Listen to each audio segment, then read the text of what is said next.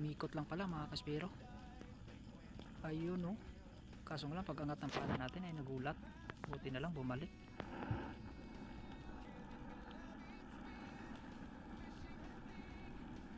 Yun sa pool. Tamang tama talaga yung angat ng pana natin mga kaspero, bumalagak.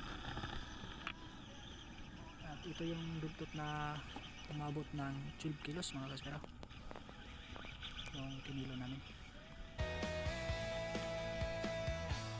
Sa bawat dive may laban din, kalaban ay hangin, alon hangin sa ilalim.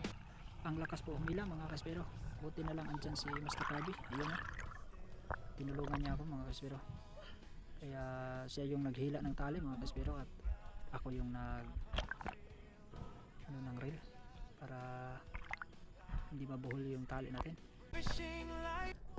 Pinapahawakan po ni Master Gabi yung tali kasi i-check niya yung isda kung kailangan ba i-second shot o maganda ba yung tama. Kaya ayun, sinisid ni Master Gabi. Pagtingin niya ay okay naman yung tama, napagod na yung isda.